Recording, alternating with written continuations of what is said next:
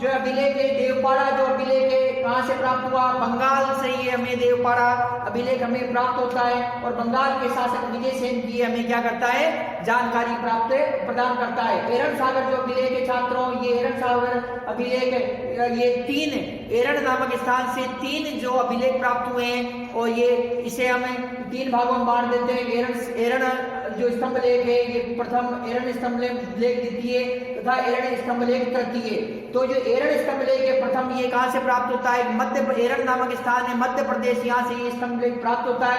यह स्तंभ लेख गुप्त शासक समुद्रगुप्त की जो व्यक्तिगत जानकारियों की हमें व्यक्तिगत मामलों की जानकारी देता है। यह स्तंभ लेख वैदर्भी शैली में लिखा गया है। किस शैली में लिखा गया छात्रों, वैदर्भी शैली के अंदर ये लिखा गया है। तो एरन स्तंभ लेख द्वितीय, ये स्तंभ लेख भी कहां से प्राप्त हुआ है, एरन नामक जो स्थान है मध्य प्रदेश के अंदर, वहां से हमें ये प्राप्त होता है। तो छात्रों गुप्त शासक बुद्धगुप्त का ये स्तंभ, ये अभिलेख है, किसका अभिलेख है, गुप्त शासक है बुद्धगुप्त, उनका ये क्या है कि अभिलेख है और इसमें भगवान विष्णु का सर्वप्रथम अभिलेखीय प्रमाण मिलता है। भगवान विष्णु की ये जानकारी हमें ये देता है छात्रों। तथा साथ ही भगवान विष्णु की महिमा में, जो भगवान विष्णु की महिमा भगवान विष्णु की महिमा में महाराज मातृ विष्णु व धन्य विष्णु द्वारा ध्वज स्तंभ निर्माण का वर्णन भी करता है कि धन्य विष्णु व जो मातृ विष्णु व धन्य विष्णु द्वारा एक ध्वज स्तंभ का निर्माण भगवान विष्णु की उपासना के अंदर,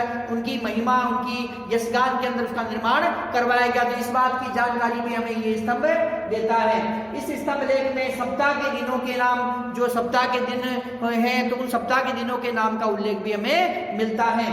एरन स्तंभ लेख तृतीय, ये कौन सा छात्रों, एरन स्तंभ लेख तृतीय, ये कहां से प्राप्त हुआ है, ये भी हमें एरन, जो एरन है एरन कहां पर स्थित है, मध्य प्रदेश के अंदर एरन है, तो एरन नामक स्थान से ये हमें प्राप्त होता है। गुप्त शासक भानुगुप्त का ये लेख है, किसका लेख है छात्रों, गुप्त शासक है भानुगुप्त का द्वारा ये निर्मित करवाया गया है। भारत में एरन जो स्तंभ लेख है, इससे भारत में सती प्रथा का प्रथम अभिलेखीय प्रमाण प्राप्त होता है कि भारतवर्ष के अंदर सती प्रथा विद्यमान थी। गुप्त काल के अंदर अपने पति की मृत्यु हो जाने पर जो उनकी स्त्रियां थी वो चिता में जीवित जल जाती थी। तो ये प्रमाण हमें प्राप्त होता है। ये जो प्रथम बार अभिलेखीय प्रमाण है, वो अभिलेखीय प्रमाण हमें किससे प्राप्त होता है, एरन स्तंभ लेख से हमें प्राप्त होता है। तो गुप्त काल में गोपराज नाम के योद्धा के वीर गति प्राप्त होने पर उनकी जो पत्नी थी वो सती हो गई, जिसका हमें जानकारी प्राप्त होती है। छात्रों प्राचीन समय के अंदर जब जो स्त्रियां जब स्त्रियों के पति की जब स्त्री के प्राचीन काल में जब स्त्री के पति की मृत्यु हो जाती थी, तब वह स्त्री अपने पति को पति के शव को लेकर चिता में बैठ जाती थी और चिता में जीवित जल जाती थी। जब किसी स्त्री के पति की मृत्यु हो जाती थी तब वह स्त्री अपने पति के शव को लेकर जीवित ही चिता के अंदर जल जाती थी। इस क्रिया को क्या कहते थे, सती, इस क्रिया को सती होना कहते थे। तो छात्रों गुप्त काल के अंदर एरन नामक जो शिलालेख है, भानुगुप्त का, गुप्त वंश के राजा भानुगुप्त का यह शिलालेख है। इस शिलालेख के अंदर भारतवर्ष के अंदर सती प्रथा का प्रथम अभिलेखीय प्रमाण प्रस्तुत होता है कि गोपराज नाम का एक वीर योद्धा था। वह वीर योद्धा जो विदेशी आक्रमणकारियों से युद्ध करते हुए वीर गति को प्राप्त हुआ और उनकी जो पत्नी थी, उनकी पत्नी जो सती हो गई। तो इस प्रथा का प्रमाण भी हमें जो किस अभिलेख से मिलता है, एरन स्तंभ लेख से हमें पता चलता है। अब छात्रों अगला जो अभिलेख है गरुड़ स्तंभ लेख। गरुड़ स्तंभ लेख, गरुड़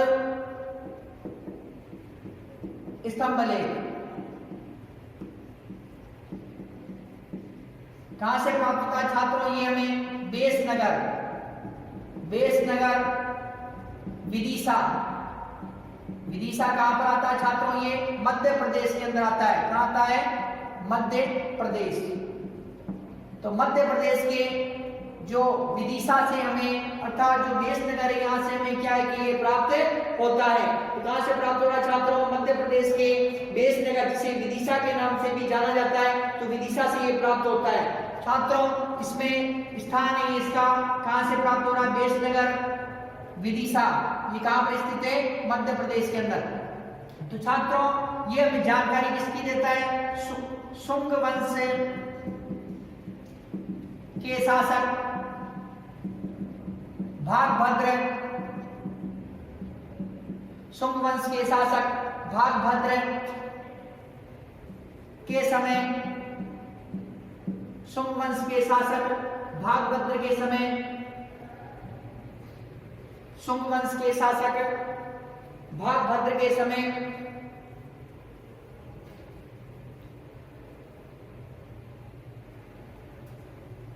यवन शासक,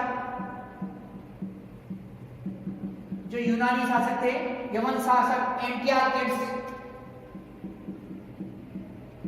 एंटियालकिड्स, एंटियालकिड्स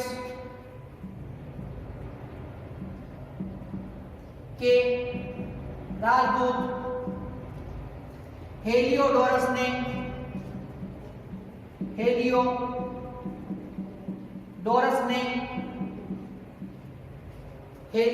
ने भगवान वासुदेव, हेलियोडोरस ने भगवान वासुदेव मतलब भगवान श्री कृष्ण के सम्मान में इस स्तंभ का निर्माण करवाया, इस स्तंभ का निर्माण करवाया, इस स्तंभ का निर्माण करवाया।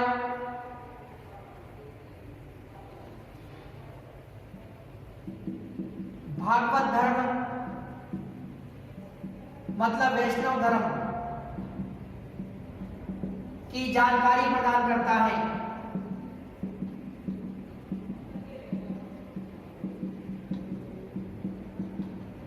जानकारी प्रदान करता है।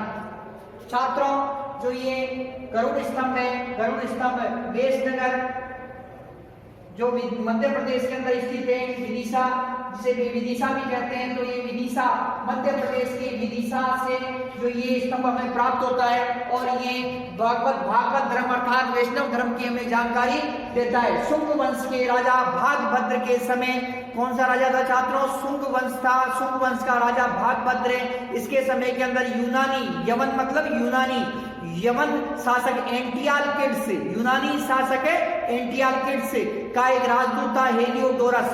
राजदूत कौन था? हेलियोडोरस ने भगवान वासुदेव के सम्मान में, जो भगवान वासुदेव श्री कृष्ण भगवान है के सम्मान में इस स्तंभ का निर्माण करवाया और ये स्तंभ भागवत धर्म अर्थात वैष्णव धर्म की हमें जानकारी प्रदान करता है। तो छात्रों, तो इससे हमें जो भागवत धर्म की जानकारी प्राप्त होती है। मथुरा स्तंभ लेख, मथुरा स्तंभ लेख कहां से प्राप्त होता है छात्रों? ये स्थान मथुरा, स्थान कौन सा छात्रों? मथुरा से हमें ये प्राप्त होता है। मथुरा कहां पर आता है? उत्तर प्रदेश के अंदर, उत्तर प्रदेश के अंदर। छात्रों, गुप्त शासक चंद्रगुप्त द्वितीय का यह लेख है। गुप्त शासक चंद्रगुप्त द्वितीय का यह लेख है।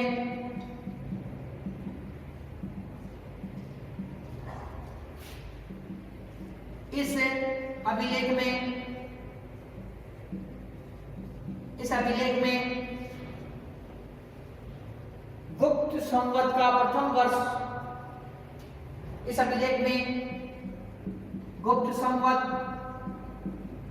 के प्रथम वर्ष का उल्लेख मिलता है, उल्लेख मिलता है।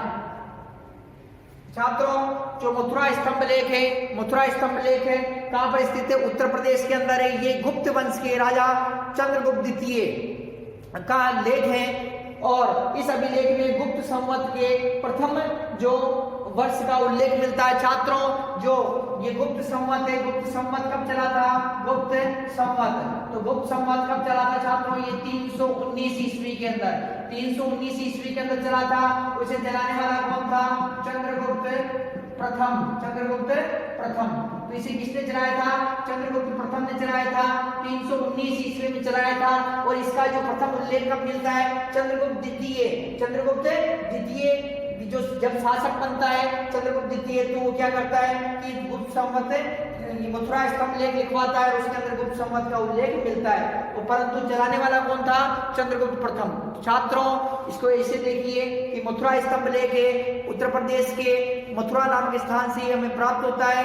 यह गुप्त वंश के राजा चंद्रगुप्त विक्रमादित्य, जिन्हें हम चंद्रगुप्त द्वितीय के नाम से भी जानते हैं, कि उनका ये लेख है। और इस अभिलेख में गुप्त संवत के प्रथम वर्ष का हमें उल्लेख मिलता है।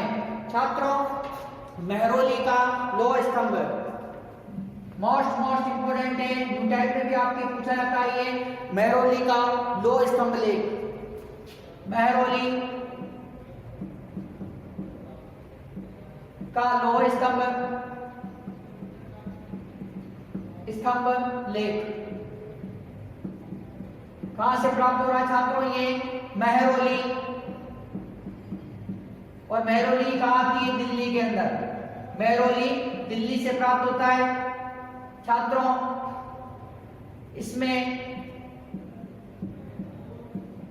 इसमें गुप्त वंश के राजा चंद्रगुप्त द्वितीय की, इसमें गुप्त वंश के राजा चंद्रगुप्त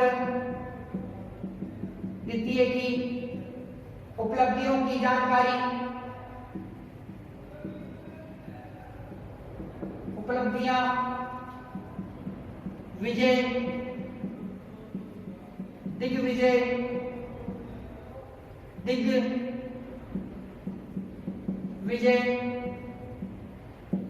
प्रशासन, साम्राज्य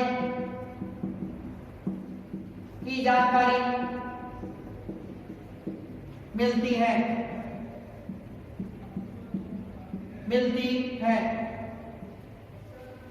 गुप्त वंश के राजा चंद्रगुप्त द्वितीय की उपलब्धियां, विजय, दिग्विजय, प्रशासन, साम्राज्य की जानकारी मिलती है। गुप्त काल से मेहरौली का लौह स्तंभ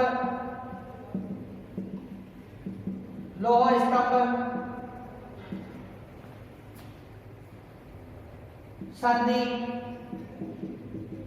गर्मी, वर्षा, धूप में खड़ा है, परंतु आज तक इसके जंग नहीं लगा है। आज तक इसके जंग नहीं लगा है।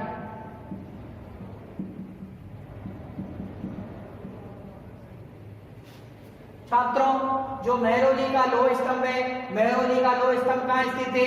दिल्ली के अंदर स्थित है। और इसमें गुप्त वंश के राजा चंद्रगुप्त द्वितीय की उपलब्धियों का वर्णन किया गया। किसकी उपलब्धियों का?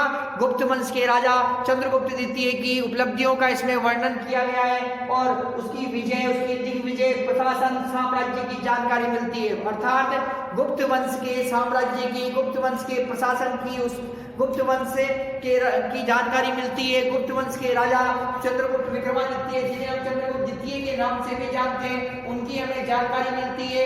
इसके साथ ही जो चंद्रगुप्त द्वितीय द्वारा सिंधु के 7 युद्धों में विजय की जानकारी, सिंधु के 7 युद्धों में विजय की जानकारी भी हमें जो प्राप्त होती है। गुप्त काल से मेहरौली का लौह स्तंभ सर्दी, गर्मी, वर्षा, गुप्त काल से लेकर ये लौह स्तंभ है। सर्दी, गर्मी, वर्षा, धूप, छांव सभी के अंदर ये खड़ा हुआ है। और इसके ऊपर किसी प्रकार की इसको न ढका गया, न किसी प्रकार की छाया की गई है। अपितु ये कि नग्न है ये, अर्थात नग्न रूप में ये बिल्कुल खड़ा हुआ है ये स्तंभ। और इस स्तंभ में आज तक जंग नहीं लगा है। अर्थात जो आज लगभग 1700 साल ये प्राचीन जो ये स्तंभ है, 1700 साल प्राचीन ये स्तंभ है और इस स्तंभ में आज तक जंग नहीं लगा है। रसायन शास्त्र का ये अद्भुत नमूना है। तो मेहरौली के लोह स्तंभ की विशेषता है कि इसमें आज गुप्त काल से लेकर वर्तमान समय तक ये खड़ा हुआ है, सर्दी गर्मी वर्षा के अंदर, परंतु इसमें जंग नहीं लगा है। रसायन शास्त्र का अद्भुत नमूना है। और चंद्रगुप्त विक्रमादित्य, जिन्हें हम चंद्रगुप्त द्वितीय के नाम से भी जानते हैं, गुप्त वंश के राजा हैं और उनकी ये युद्धों की जानकारी देता है, उन उपलब्धियों की जानकारी देता है, उनकी दिग्विजय की जानकारी देता है, गुप्त साम्राज्य की जानकारी, गुप्त प्रशासन की जानकारी देता है। गुप्त वंश के राजा चंद्रगुप्त द्वितीय द्वारा लड़े गए सिंधु के 7 युद्धों की जानकारी भी ये देता है। इस जो स्तंभ में गुप्त वंश के राजा चंद्रगुप्त विक्रमादित्य का जो नाम बताया गया, चंद्र नाम इनका इसके अंदर बताया गया है। छात्रों, भिलसर अब स्तंभ लेख, अगला जो स्तंभ लेख है भिलसर स्तंभ लेख।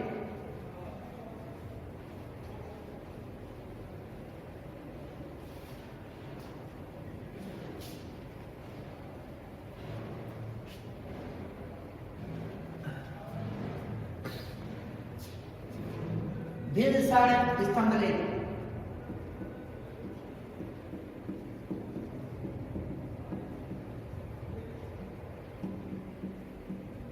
भिलसर स्तंभ लेख। भिलसर स्थान झांसी यहां पर स्थित है। भिलसर जिला एटा और एटा कहां आता है? उत्तर प्रदेश के अंदर आता है। भिलसर जिला एटा उत्तर प्रदेश। गुप्त वंश के शासक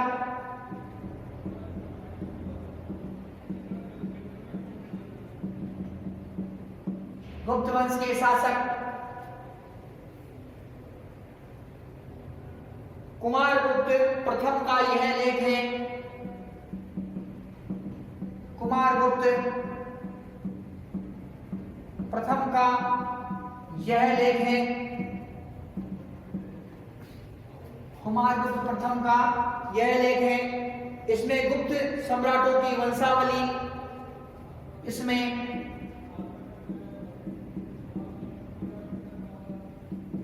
गुप्त सम्राटों की वंशावली,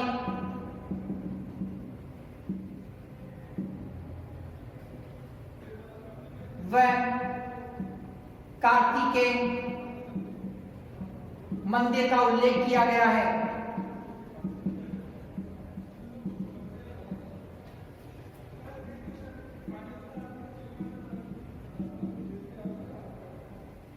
कार्तिकेय मंदिर का उल्लेख किया गया है। भीतरी स्तंभ लेख, भीतरी स्तंभ लेख। स्थान भीतरी गांव उत्तर प्रदेश।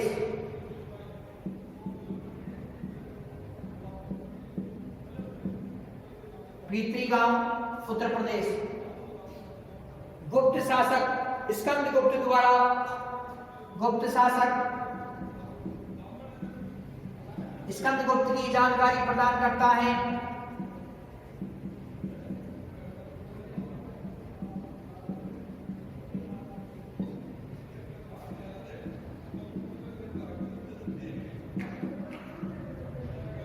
गुप्त शासक स्कंदगुप्त की जानकारी प्रदान करता है। गुप्त शासक स्कंदगुप्त द्वारा, गुप्त शासक स्कंदगुप्त द्वारा विष्णु की मूर्ति की स्थापना, भगवान विष्णु की मूर्ति की स्थापना,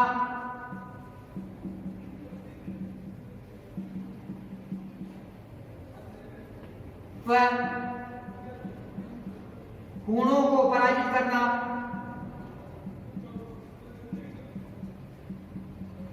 का वर्णन किया गया है।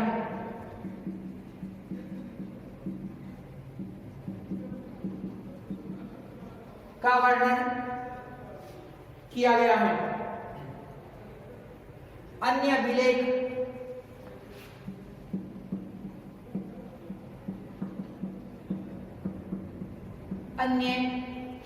अभिलेख तालागुंडा स्तंभ लेख,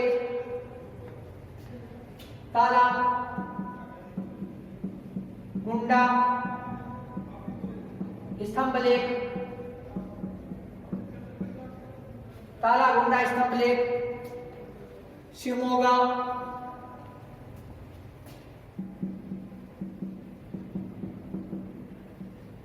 मैसूर कर्नाटक, मैसूर कर्नाटक। बिहार स्तंभ लेख, बिहार स्तंभ लेख, बिहार। बरहूत स्तंभ लेख,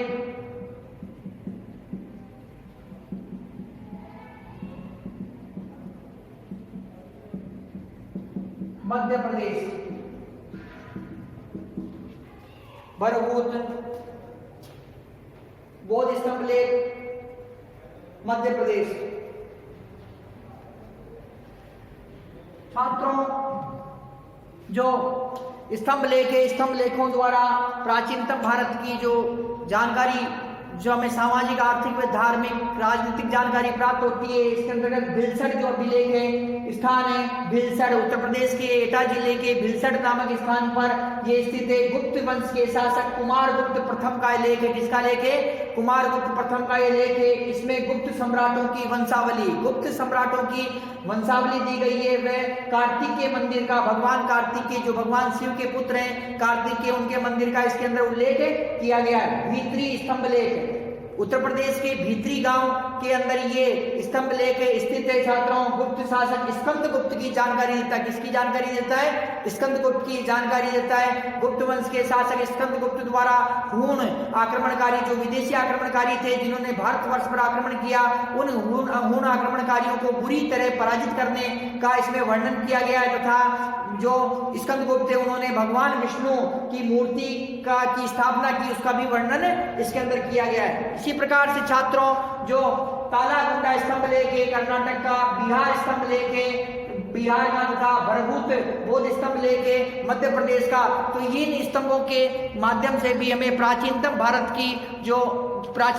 के इतिहास की हमें सटीक जानकारी प्राप्त होती है। तो छात्रों, इस प्रकार से जो अभिलेख है, अभिलेखों के माध्यम से हमें प्राचीनतम भारत के इतिहास की सामाजिक, आर्थिक, धार्मिक, राजनीतिक जो हमें जानकारी प्राप्त होती है। छात्रों, जो पुरातात्विक स्रोत है, उन पुरातात्विक स्रोतों के अंतर्गत अभिलेखों का जो हमारा टॉपिक है कंप्लीट होता है। अब हम देखते हैं मुद्रा व सिक्के। तो प्राचीन भारत के अंदर कौन कौन सी मुद्राएं का प्रचलन था, और हमें जो प्राचीन भारत की जो मुद्राएं हैं, तो उनसे हमें जो किस प्रकार की हमें जानकारी प्राप्त होती है, तो उसके बारे में देखते हैं। छात्रों, जो मुद्रा को सिक्के भी कहते हैं। छात्रों,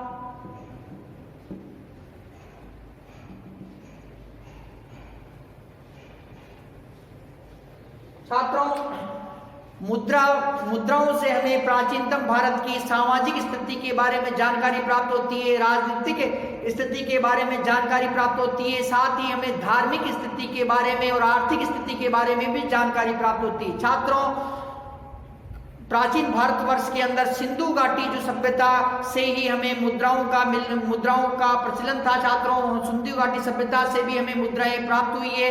छात्रों, तथा प्राचीन भारतवर्ष के अंदर मिट्टी की मुद्राओं का निर्माण किया जाता था, सेल खड़ी से मुद्राओं का निर्माण किया जाता था, साथ ही धातु की मुद्राओं का प्रचलन भी था। तांबे की मुद्रा, शीशे की मुद्रा, सोने की मुद्रा तथा चांदी की मुद्राओं का भी भारतवर्ष के अंदर प्रचलन था। तो छात्रों, प्राचीन भारत के अंदर हमें मिट्टी, सेल खड़ी, सोने, चांदी, शीशे, 14 की हमें मुद्राएं प्राप्त हुई है। छात्रों, प्राचीन समय के अंदर जो ठप्पा मारकर जो मुद्राएं बनाई जाती थी उन मुद्राओं को आहत मुद्रा कहा जाता था, अर्थात इन आहत मुद्राओं को पंचमार्क मुद्रा भी कहा जाता था। ये लेख रहित मुद्रा थी, इन पर किसी प्रकार का कोई लेख नहीं था, केवल चित्र ही बने होते थे। तो छात्रों, प्राचीन काल में जो प्राचीन भारत में जो आहत मुद्राओं का भी प्रचलन था। छात्रों, जो सिक्कों से सीमा निर्धारण का भी पता चलता था, व्यापार का भी हमें पता चलता है। इसके अलावा हमें आर्थिक स्थिति का भी पता चलता है। तो जो राजा धनवान थे तथा जिनके राज्य के अंदर खुशहाली थी, शांति थी, तो ऐसे राजाओं ने सोने तथा चांदी की मुद्राओं का प्रचलन करवाया, तथा जिनकी आर्थिक स्थिति कमजोर थी उन्होंने तांबे, मिट्टी तथा अन्य धातुओं की मुद्राओं का प्रचलन करवाया। छात्रों, हमें जो सिक्कों से सीमा निर्धारण का भी हमें पता चलता है। तो छात्रों, आज हम जो ये सिक्के हैं अर्थात जो मुद्राएं, इनके बारे में हम विस्तार से जो चर्चा करते हैं। छात्रों, सिक्कों के अध्ययन को मुद्रा शास्त्र, न्यूमिस्मेटिक्स, छात्रों सिक्कों के अध्ययन को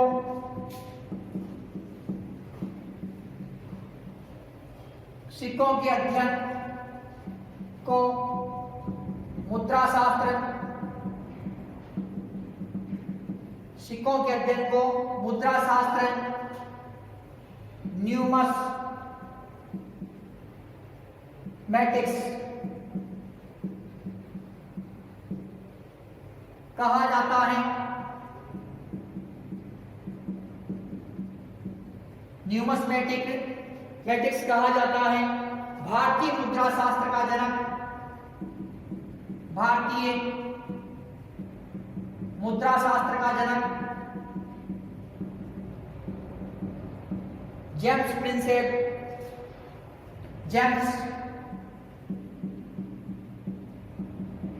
प्रिंसेप को माना जाता है।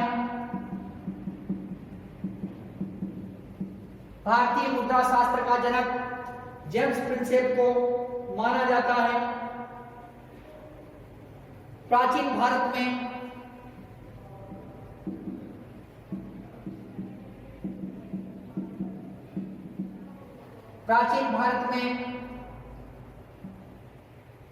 मिट्टी, शैलखड़ी, तांबा, चांदी, सीसा, सोना, प्रोटीन के सिक्के,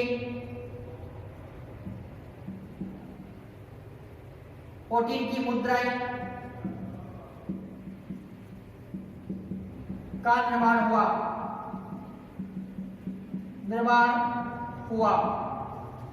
प्रोटीन की मुद्राओं का निर्माण हुआ। आहत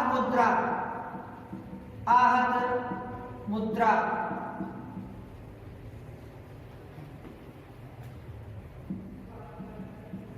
भारत में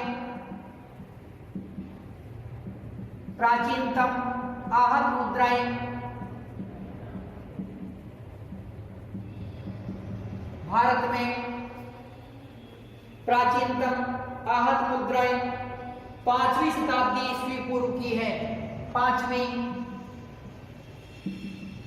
शताब्दी ईस्वी पूर्व की है।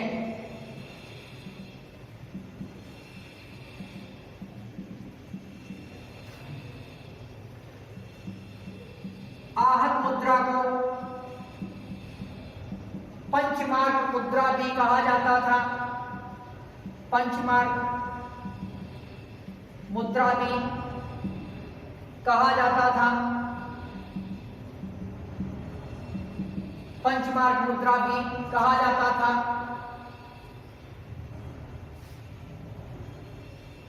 जिन मुद्राओं को ठप्पा मारकर बनाया जाता था, जिन मुद्राओं को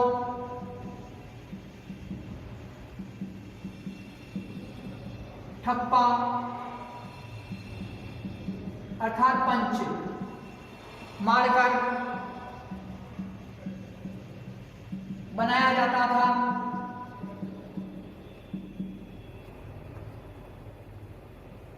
वह आहत मुद्रा कहलाती थी।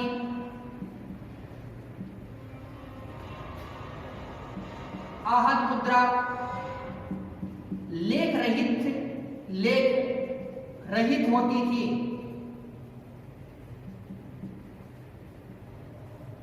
आहत मुद्रा लेख रहित होती थी। आहत मुद्रा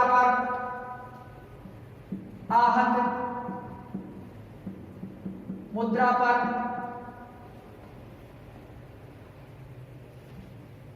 हाथी, मछली, सांड,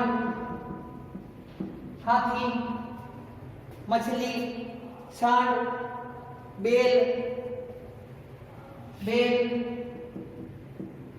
अर्धचंद्र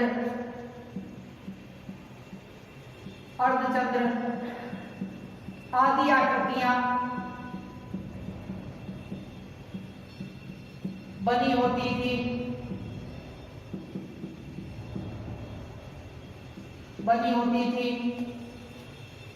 जैसे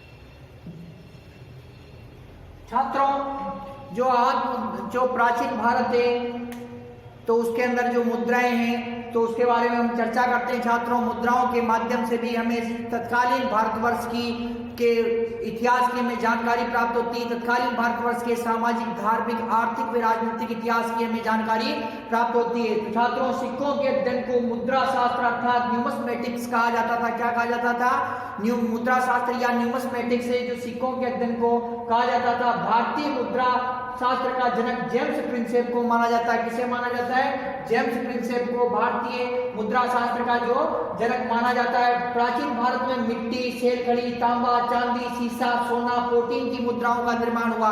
तो प्राचीन भारतवर्ष में किस किस का निर्माण हुआ? किस धातु का?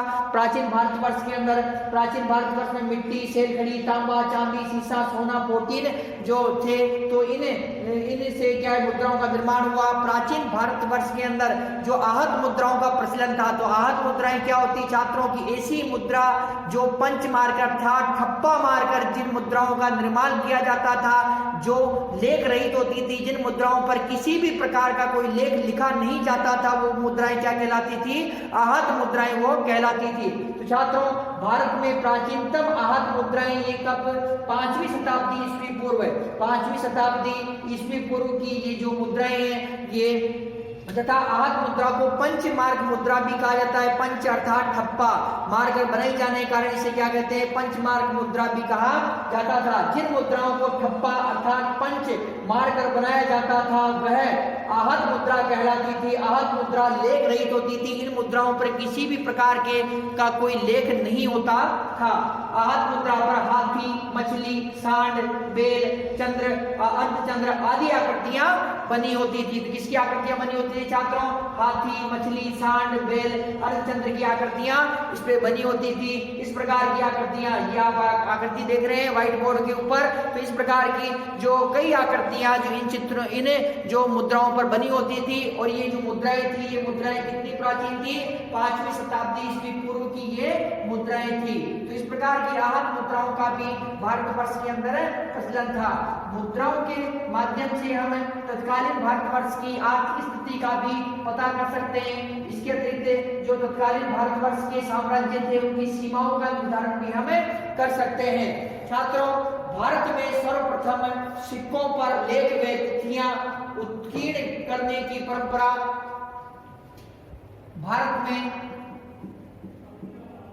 सर्वप्रथम सिक्कों पर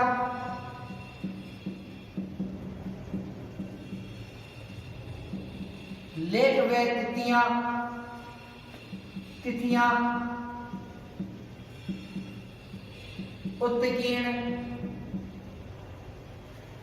उत्कीर्ण करने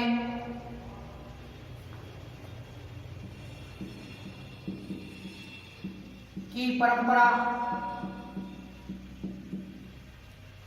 यूनानी शासकों ने प्रारंभ की। यूनानी शासकों ने प्रारंभ की।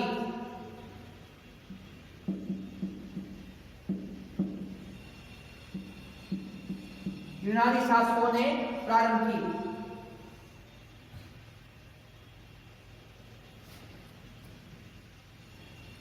सर्वप्रथम सोने के सिक्के भारत में सर्वप्रथम सोने के सिक्के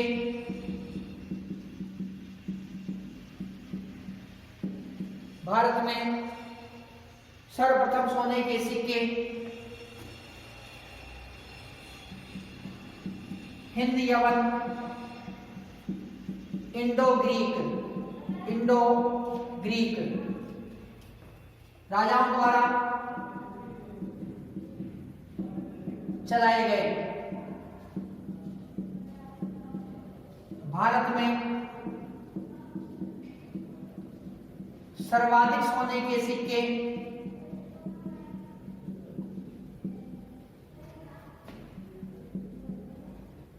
कुषाण वंश के राजाओं द्वारा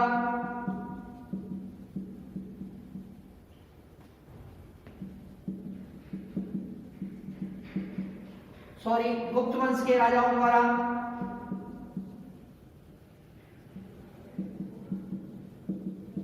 चलाए गए।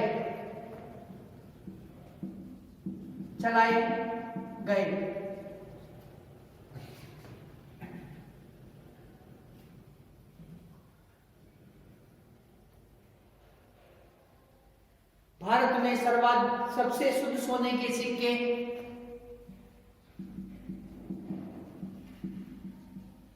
सबसे शुद्ध सोने के सिक्के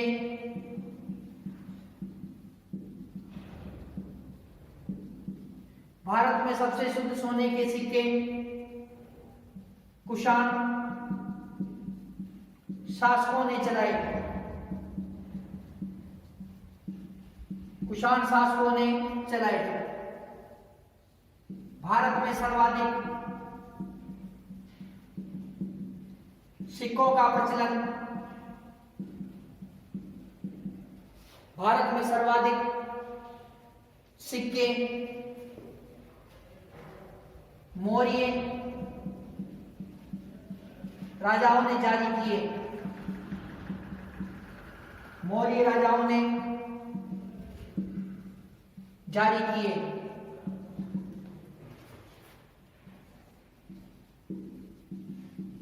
भारत में सर्वप्रथम सातवाहन शासकों ने शीशे के सिक्के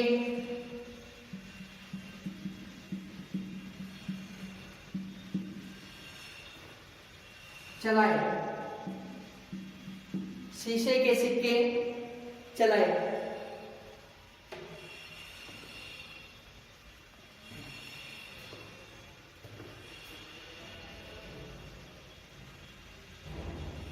मुद्राओं से, मुद्राओं या सिक्कों से, सिक्कों से साम्राज्य की सीमा का निर्धारण, साम्राज्य की सीमाओं का निर्धारण,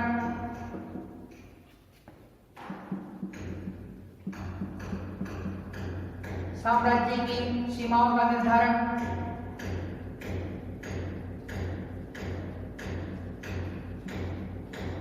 सामाजिक, धार्मिक,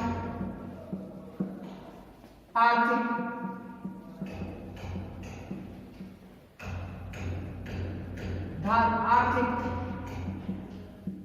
धार्मिक स्थिति का पता चलता है, स्थिति का पता चलता है।